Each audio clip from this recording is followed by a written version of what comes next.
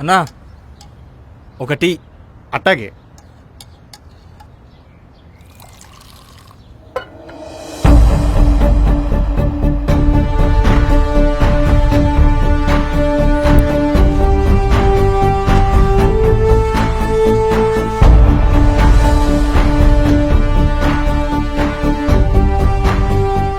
బాబు tea. ఎవరన్నా పెద్దాయనా?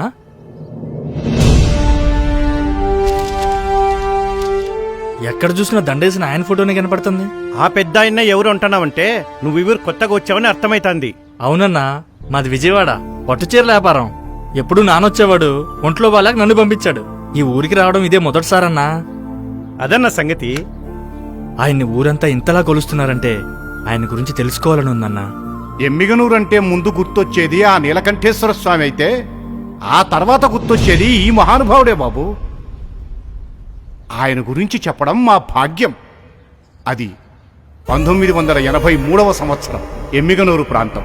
ఎటు చూసినా కరువు, ప్రతి గుండె కన్నీటి చెరువు, చితికిపోయిన చేనేతల బతుకు, కుమిలిపోయిన రైతన్నల ఆకలి చావులు. ఆపన్న హస్తం కోసం ఎదురు చూసింది, ఆదరణ కోసం అరులు చాచింది. పట్టించుకున్న నాయకుడే లేడు. అప్పుడే తెలుగువాడి ఆత్మగౌరవం పేరిట అన్న ఎన్టీఆర్ పార్టీ పెట్టాడు. యువకుల్ని, విద్యావంతుల్ని నాయకుల్ని చేశాడు. ఆ కోవలో ఎమ్మిగనూరు ప్రజలకి ఓ సరైన నాయకుడైన పివి మోహన్ రెడ్డి గారిని పరిచయం చేశాడు. మొదటిసారే అఖండ మెజారిటీతో అసెంబ్లీలో అడుగుపెట్టి నేతకి నమ్మిన బంటై అనేక పదవుల్ని అలంకరించాడు. అన్నా అంతా బాగుంది, కానీ నాదో చిన్న డౌట్. ఎమ్మెల్యే అయ్యి మంత్రి కూడా అయిపోయాడు కదా, మరి మీ ఊరిని పట్టించుకున్నాడా?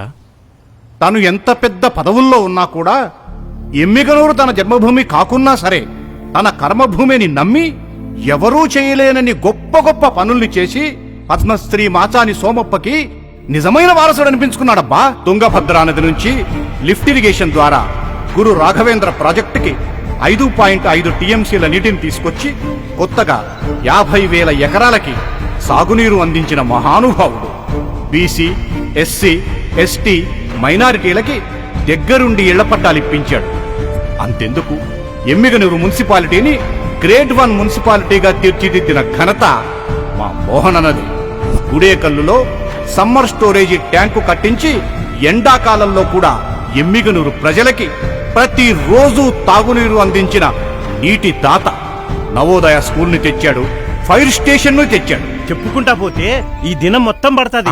అలాంటి నాయకుడు దొరకడం మీ ఊరి అదృష్టం. అవును బాబు, ఆయన రాకతో చేనేత మగ్గం కొత్త పుంతలు తొక్కింది. ఊరంతా పండగ వాతావరణం. అలా ప్రజలందరి జీవితాలు సంతోషంగా సాగిపోతున్న తరుణంలో ఎమ్మిగనూరు ఒక్కసారిగా నిశ్శబ్దం.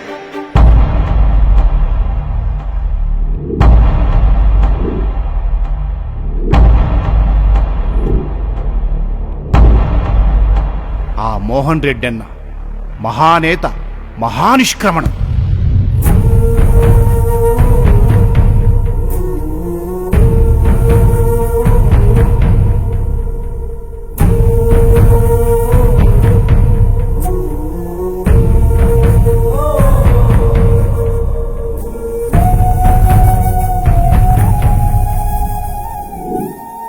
అంత గొప్ప నాయకుడు పోయాక మీ ఊరి పరిస్థితి ఏంటన్నా మరి? ఇంటి పెద్ద దిక్కు కోల్పోయినంతగా తల్లడిల్లిపోయింది ఈ ఊరు. సూర్యాస్తమయమైన ఈ నేలకి కొత్త సూర్యోదయం ఎప్పుడా అని ఎదురు చూస్తున్న తరుణంలో పార్టీకి సరైన సమాధానం దొరికింది. ఏంటన్నా సమాధానం? ఆ తండ్రికి దగ్గ కొడుకు జయనాగేశ్వర్ రెడ్డి.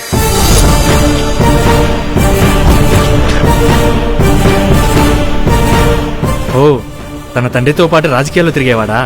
లేదు, రాజకీయాలంటే అస్సలు తెలియనివాడు. డాక్టర్ చదివి డాక్టర్గా సేవలందించాలనుకున్నవాడు. మరి రాజకీయాల్లోకి ఎలా వచ్చాడు? పార్టీ నాయకుడు, ఇక్కడి జనాలు రాజకీయాల్లోకి రావాల్సిందేనని పట్టుబట్టాయి.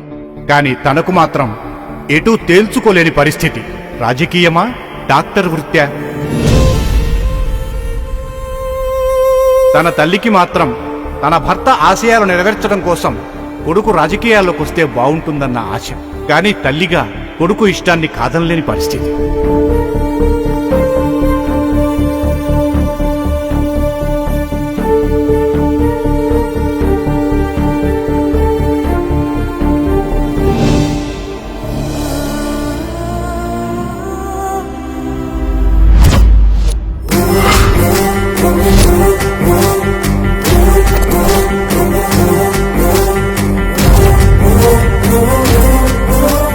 డాక్టర్గా ఉంటే హాస్పిటల్లో పేషెంట్స్కి మాత్రమే సేవ చేయగలం.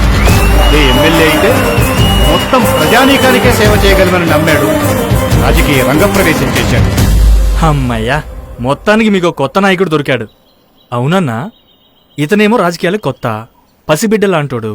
పోటీలో మహామహా ఉద్దండులుంటారుగా. ఆశయం గొప్పదైనప్పుడు పోటీలో ఎంత గొప్ప ఉద్దండులున్నా సరే శుద్ధ దండగా. చంద్రబాబు గారి ఆశీస్సులతో మొదటిసారి విజయదొందువి మోగించి అసెంబ్లీలో అడుగుపెట్టాడు.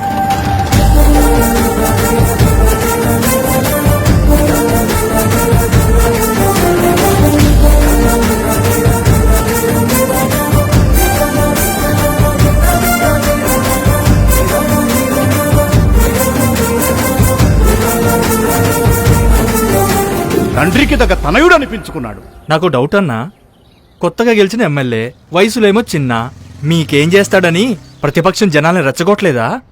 ఆ అవకాశం ఇస్తేగా. గెలవగానే ఆడంబరాలకి సంబరాలకి పోకుండా ఇక్కడి సమస్యలేమిటో తెలుసుకుని నాటి ముఖ్యమంత్రితో పట్టుపట్టి చర్చించి ఆ సమస్యల్ని తీర్చటంలో నిమగ్నమయ్యాడుగా. నిజమా? సాక్ష్యాలున్నాయిగా. తండ్రి హయాంలో పేదవారికి కేటాయించిన ఇంటి పట్టాలు అన్యాక్రాంతమైపోతే మన నాగేశ్వర్ రెడ్డి చంద్రబాబు గారిని ఒప్పించి టిడ్కో కింద మైనారిటీలకి 3,500 గృహాలు, శివన్న నగర్లో 4,000 గృహాలు కట్టిస్తే ఈ గవర్నమెంట్ వచ్చాక పార్టీ రంగు వేశారే తప్ప పేదవారికి అందచేయలేదు.